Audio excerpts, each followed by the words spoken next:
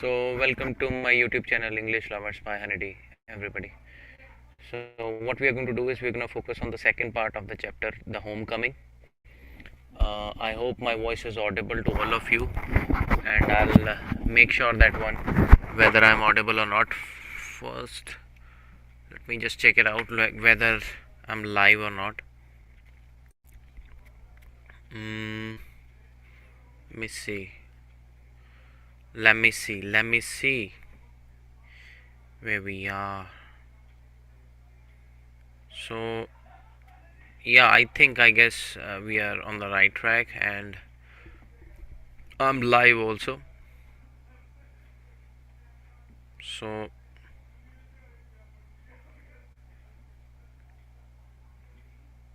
this content.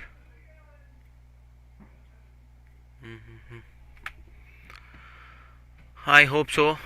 I'm visible to everybody. Like right now, maybe there is network issue.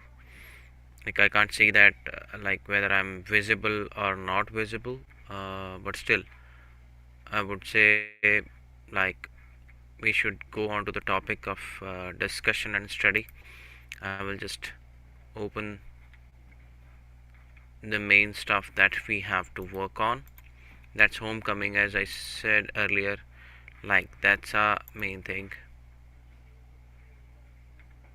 So here we have, let me present it.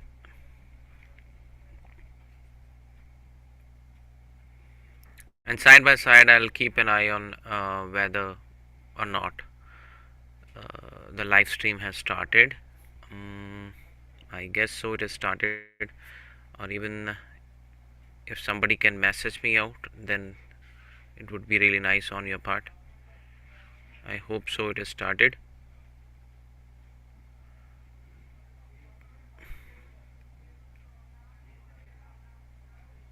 So I'm checking in my videos, but I'm unable to get it whether I'm there or not. Yeah, you can see that like the homecoming by Rabindranath Tagore, we were in the middle of that chapter. I will show through the slides that how the things gonna work for the rest of the chapter, but half of the chapter is done, already done before. Just as, okay. Yeah, it's visible. It's visible. So here we are, like the first one.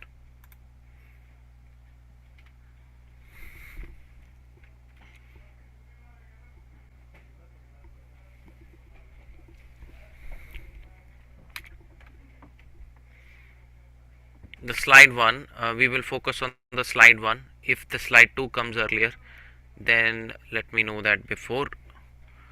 Yeah, so here we are. Let me take the annotator. I'll utilize this annotator. Spotlight would be fine for a boy of 14. Like we are talking about Chakrabarti, Pathak Chakrabarti. His age was 14 now. Like he was taken to the house of his uncle, because uncle thought that like he can make some changes in the discipline. He can bring some changes into the boy, because the boy was quite mischievous when he was living in his own house with the mother, like the widowed mother. So even the boy was quite like joyful, and was quite jocund when he found that he's going to go to some other house for living. But he did not realize that the things are going to be very tricky, and people are not going to understand him and all that. So we are going to go through that only now. So for a boy of 14, his own home is the only paradise. Paradise, we know that heaven. Okay, so his own home is the only paradise, because nobody is there to obstruct him or refuse him or say anything. So nobody is there to actually find faults in him. So that's the thing. to live in a strange house, strange, that means unknown house. He was not aware of all the like people in the house yet, because he came as a new entry into the house of his uncle. So even the wife of his uncle did not like his entry. So to live in a strange house with the strange people, all of them are strange to him yet. So though like the kids will maybe able to get in touch with each other, or get they will get to know each other properly, but still there won't be any kind of that the friendlyhood, or there won't be any kind of friendship, or the no love lost kind of stuff would be there. So to live in a strange house with the strange people is little short of torture. So it was a torture for him to live in a house like that, where people are not understanding him and all of them are strange to him. Like uh, when he was living in his own house, he was having his brother, to whom he was not that good, but all in all he was having some friends around him, like he was enjoying himself very much. But when he changed his house, and when he came along with uncle, without even knowing that like, what's gonna be the repercussions for the same, so now he's actually cursing himself. So while the height of the bliss, so bliss means a kind of heavenly bliss, or God gives you the blessing, a kind of a blessing for somebody. A height of bliss is to receive the kind looks of women, while the heights of bliss is to receive the kind looks of the women and never to be slighted by them. So it was like obviously expected on his part that he is going to get some kind of good looks from the women's side, and no, won't be slighted by them, won't be actually disgusted by them. And it was anguish to Pathak to be unwelcome guest in his aunt's house. So obviously I mentioned that before, that aunt did not like Pathak and his entry to the house, because she was already handling the three of the kids of her own, and that is why she did not like the entry of Pathak. So that became the reason for Pathak being anguished for that. So he became angry on the part of that he was being an unwelcome guest. He was not welcomed well by anybody except his uncle. So despised by the elderly women, despised or disrespected or hated by the elderly women. She was the elderly woman, the aunt was the elderly woman. She was having three kids, then obviously it's quite clear that she was the elderly woman, and was quite disgusting as far as like her behavior with Pathak was concerned. So, and slighted on every occasion. She was actually quite rude to him on every occasion. Whenever he was in the context, whenever he was trying to talk or conversate with her, so she was not that appropriate as far as her behavior was concerned. So if she ever asked him to do anything for her, like mm, he would be so overjoyed that he would overdo it. Like obviously the person who is in the need of love, need of affection, or kind of warmth somebody should receive at the age of 14, he was not receiving that. So as he was missing that thing, like whenever she was asking him any favor to do something, he was overjoyed that now she's talking to me, now she's trying to give me some importance or value to me. But actually he was trying to do something like over the board then, like which was not expected of him, and he would try to overdo the things. Overdo the things means to say, like being very jubilant that now I am in the talking terms, so now I am also getting some limelight in the family. Then he would do the things in an excited manner, and would do things wrongly sometimes. Then she would tell him not to be so stupid. So at the time when he would overdo the things, that she would tell her that don't be that stupid, don't do this thing, that thing, but to get on with his lessons. So she was trying to discipline him, and every time when he was trying do something on her part, like on his part, and would try to help her out in some occasions. Like she would definitely be like something which was not a good person. Then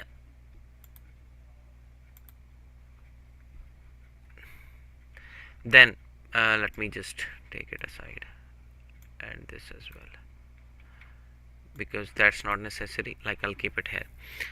The cramped environment or atmosphere of the neglect here means to say that the kind of ignorance he was feeling, her aunt was giving him his aunt was giving him ignorance. So the cramped atmosphere, the cramped means there were so many cracks. Okay, so the cramped atmosphere of neglect in his aunt's house oppressed Pathik. Oppressed means like kind of suppression, kind of like unable to express himself properly. He was feeling oppressed by that, and he did not like that thing that happened to him. Like aunt's house oppressed Pathik so much, he became at that time, so much that he felt that he could hardly breathe. So he was unable to breathe in such occasions, on such occasions, when his aunt was trying to suppress his feelings and would not allow him to speak anything. So he wanted to go out into the open country. Open country here, it doesn't mean like open country that means like he wants to come to Canada or something. It's like open country means open area, open village side, or like he was missing his countryside. He was living in a village, so he was a village lout, or village, he was being called as a village lout, and that is why like he was being disregarded, and he did not like that. But there was no open country to go to, like fill his lungs and breathe freely. He wanted to breathe freely, but he was not able to get all that thing that he was missing, and there was no open country to go to. So he was unable to find a place where he could breathe properly. He would not find his what we say, vampire like aunt, okay, that who would try to actually always suppress him in on all the occasions. So surrounded on all the sides by Kolkata houses and walls, because it's a city. So in Kolkata, like what was there? There were lots of houses. There were lots of houses and the walls, and there were boundaries. So it was not like a village. It was not like open area.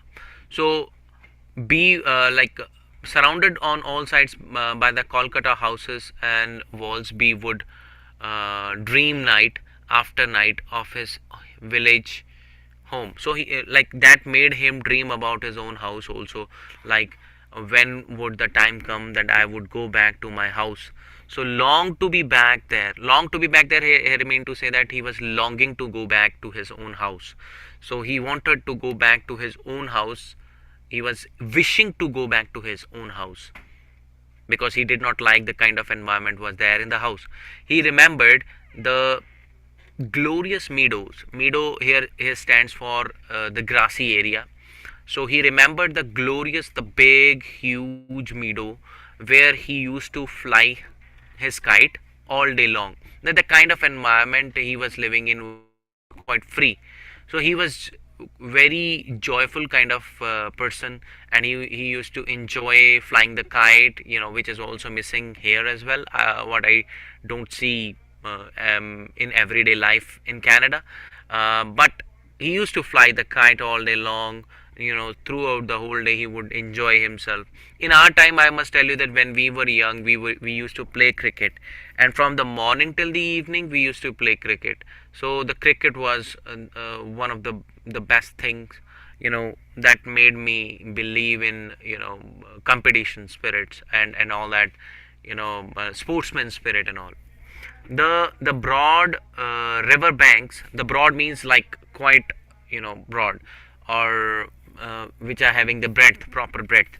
So the broad river banks where he would wander about the livelong day, okay, singing and shouting for joy. So we are talking about his own village now, like what he was enjoying in his own house, in his own village, flying the kites, sitting on the broad banks, okay, and wandering the livelong day, singing and shouting for joy, always happy.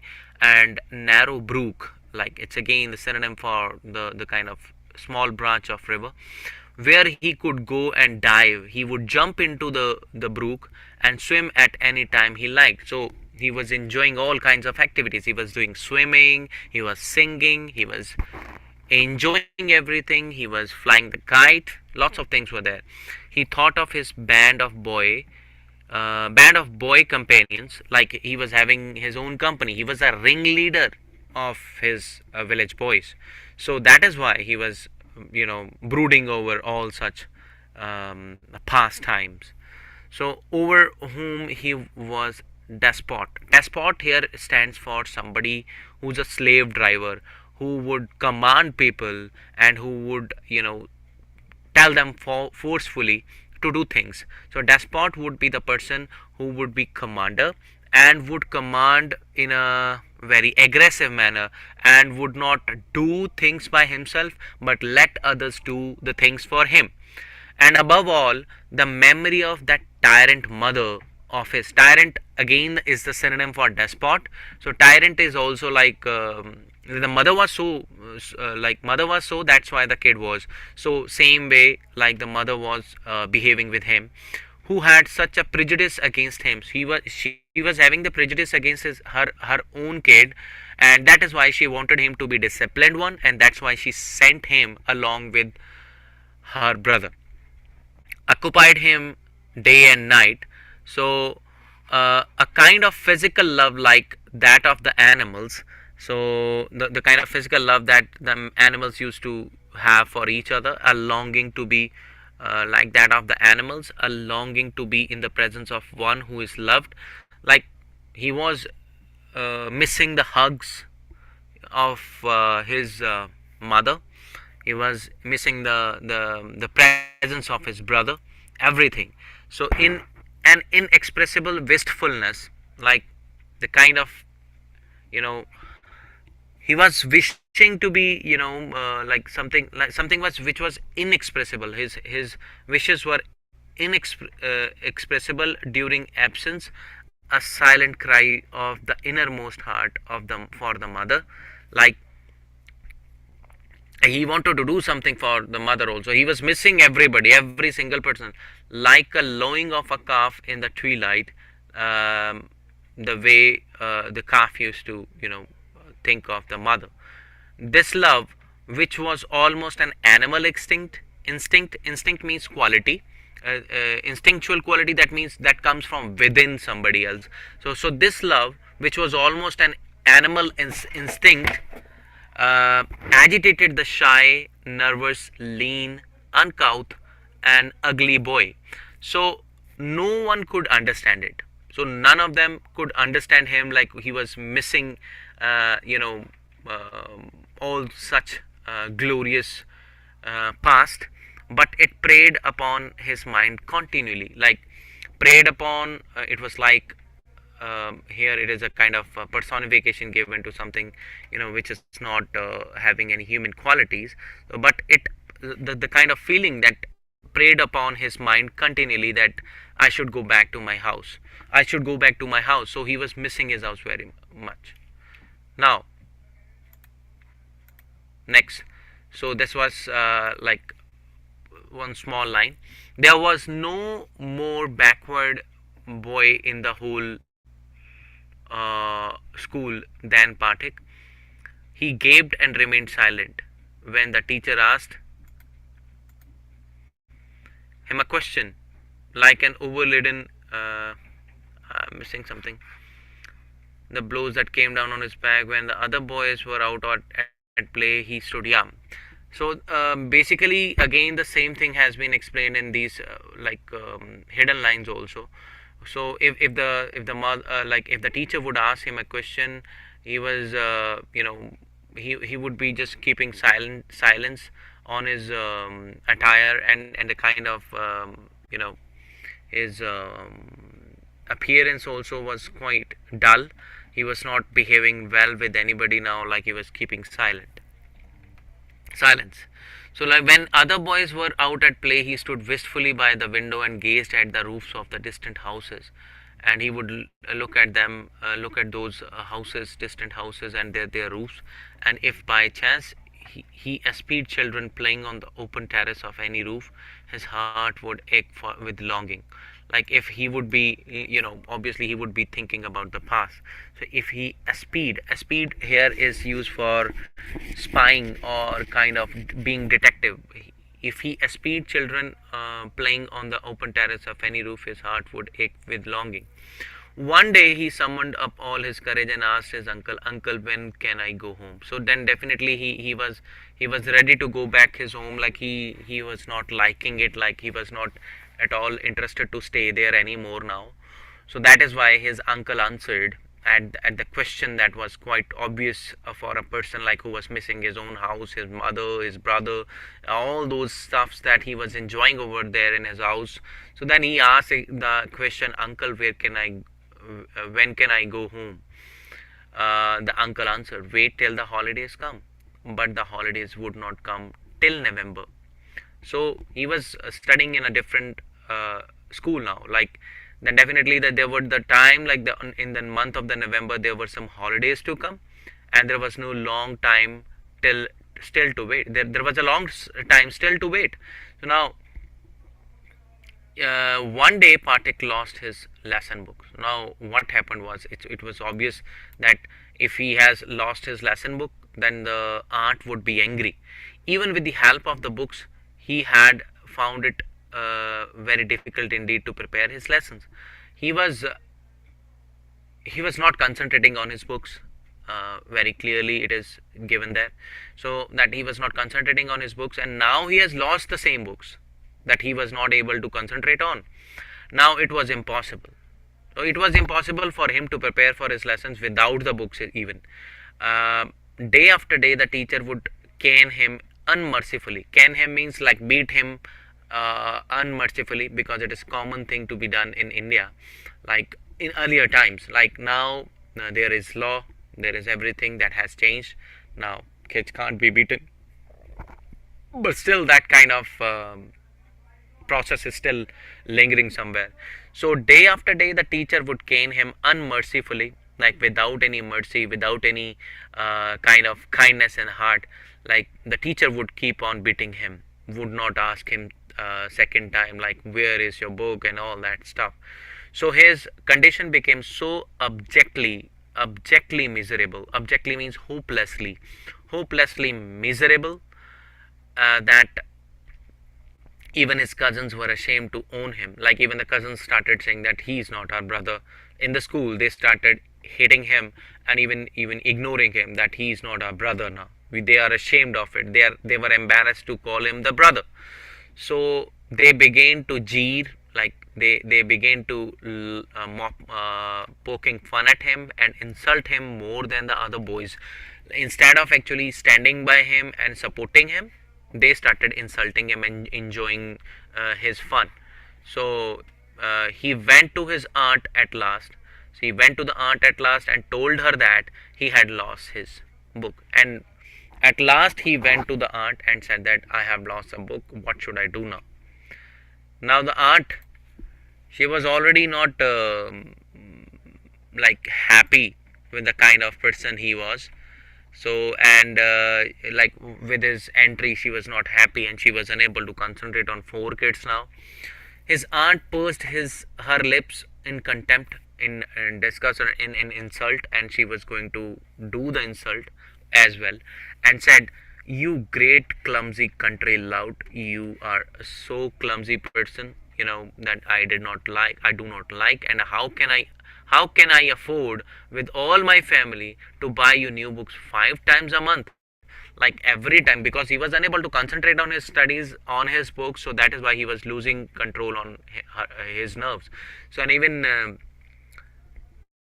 she did not like this thing that he was missing out on books every time. Like he was lost in something. He was actually brooding over the past. Every time she had to buy new books, and she said that like this statement was so rude on her part. Like she said, like 5 times a month. How can I buy the new books to you? Like that night, on his way back from school, Pathik had a bad headache with a fit of shivering. He was shivering very, severely, and he felt he was going to have an attack of malaria fever. Now, obviously, he had a headache, and he got to know, like, he had a kind of intuition that I must be suffering from malaria. So his one great fear was that he would be nuisance to his aunt. So one of the greatest fear that he was having, that like he's kind of problem for his aunt. That is why he did not enjoy the life over there. The next morning, Pathik was nowhere to be seen. So he was unable to be seen anywhere. He went somewhere. All searches in the neighborhood proved futile. Futile means useless. So all the searches that were going on were proved to be futile and were in vain. The rain had been pouring in torrents all nights, like it wasn't like downpour was too much, that the rain was too much, the water was everywhere, and they were so cold. And those who went out in the search of the boy got drenched through to the skin, like whomsoever was going out to search the boy, their clothes were wet, their body was wet, and even in like their skin was wet, everything was wet.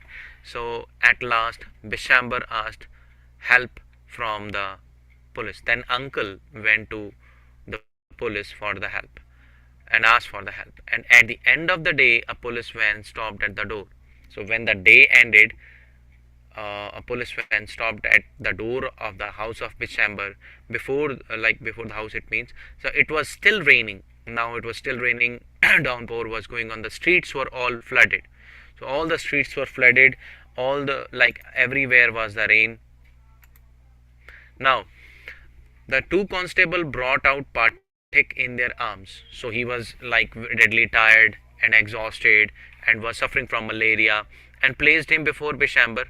He was wet through from head to foot, muddy all over. That his body was muddy, like he must have fallen down on the ground or somewhere, because it was raining in too much. So that's why he must have fallen down on the ground, or there would be some mud where he must have fallen down. So that is why his like from head to foot, he was like wet and muddy all over. His face and eyes flushed red with fever, and his limbs were trembling again, shaking. So his body parts, limbs means body parts, were shaking. And Bishamber carried him in his arms. So Bishamber, like out of love, carried him in the arms and took him into the inner apartments, inner rooms. When his wife saw him, she exclaimed, "What a heap of trouble this boy has given us." So heap here means a big pile. A pile of trouble this boy had given us. Hadn't you better send him a home? Like he should have been, like she said, that he should have been sent back to the home. She was so cruel. She was so ashamed. Like she was so shameless lady that she did not even understand that the boy was suffering from fever. Pathik heard her words and sobbed out loud, and he shouted, in an angry way. Look, sorry. Pathik heard her words and sobbed, "Uncle, I was just going home, but they dragged me back again. I was going home." So the fever rose very high. All the night the boy was delirious. He was in very bad condition. He was suffering from fever. Bishamber brought in a doctor. So Bishamber brought a doctor. Pathik opened his eyes, flushed with fever. So his eyes were red, and looked up to the ceiling and said vacantly, in a like he was talking to himself only, "Uncle, have the holidays come yet? May I go home?" Bishamber wiped the tears from his own eyes and took Pathik's lean and burned hands in his own and sat by him through the night. The boy began again to mutter. At last his voice became excited. "Mother," he cried, "something is missing here." Like he was going to call a mother. The next day Pathik became conscious for a short time. He came into his senses again. You would think right at the moment like he would be recovering from everything. He turned his eyes about the room.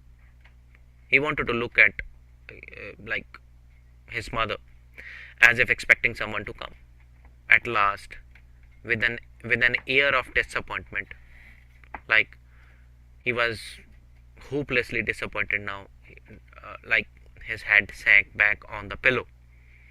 He turned his face to the wall with a deep sigh. Now he was taking a deep sigh because he could not find the person he wanted to talk to. Bishamber knew his thoughts, and bending down his head, whispered, he said slowly, Pathik, I have sent for your mother. The day went by, the day went by, the day had gone. Like the doctor said in a troubled voice that the boy's condition is very critical. He is very serious. He is going to die, he meant to say. Pathik began to cry out. By the mark, 3 fathoms, 3 measures. By the mark, 3 measures. That means he was talking about the medicine. By the mark, 4 fathoms. By the mark, he had heard the sailor on the, or maybe he was talking about like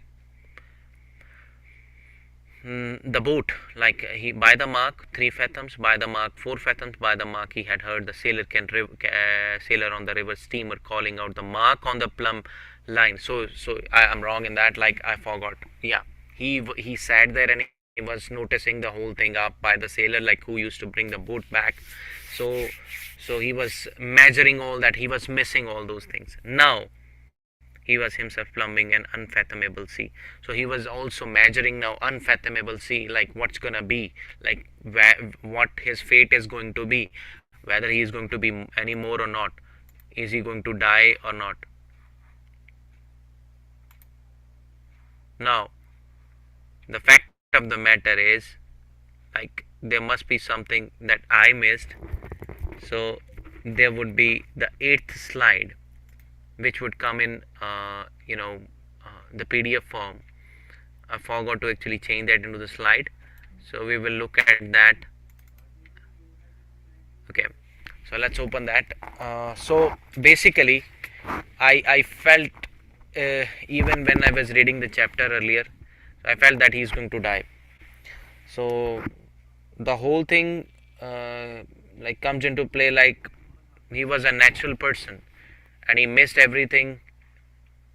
He missed his own house, you know. That is why at the end his what his own mother would be repenting upon is like, why didn't she see the good side of Pathik as well. Later in the day, Pathik's mother burst into the room like a whirlwind. She came very fast. She is compared to the whirlwind, so she came very fast and began to toss from side to side and moan and cry in a loud voice. Bishamber tried to calm her agitation. He tried that, like he would calm her, but she flung herself on the bed and cried, Pathik, my darling, my darling. She was actually missing him, and Pathik stopped his restless movements. So he was not feeling well. So he was restless. So he was like his movements became like he became quiet. He became motionless, and his hand ceased beating up and down. He said, The mother cried again, Pathik, my darling, my darling. Again, Pathik very slowly turned his head and without seeing anybody said, Mother, the holidays have come. So at the end we can actually realize that the boy is going to die. The boy is definitely going to die, and it's quite emotional, a kind of traumatic kind of experience his mother must have experienced. So that is the ending of the chapter, and I believe that you must have understood something from it. Like sometimes we need to be quite natural in life and we should not expect things in the same way, the way we expect from everybody. Let me just unshare the screen and let me just stop share. So what we should understand from this chapter is mother should not have the prejudice between the two kids. Mother should love both of them equally, both of the kids equally. Okay, Makhan and the Pathik, both of them were her children. And then the behavior of again a mother was not appropriate in the second part, the aunt, because she could not understand why he was behaving in a very bad way, and why he could not actually study well, why he was missing everything, because she could not give the kind of warmth a mother should give. And out of detest and hate, she was quite rude to him. So she was not understanding anything at all. So this was the main thing. At the end, the kid dies, which is not actually a good thing to see, and which is not actually a good ending to experience. I hope you have understood the chapter, and if you have any questions, you can comment in the comment section, or you can just message me on my WhatsApp number, which is always given in my every video. Thank you. Have a good day. Actually, in India there would be a day, and we are having a night.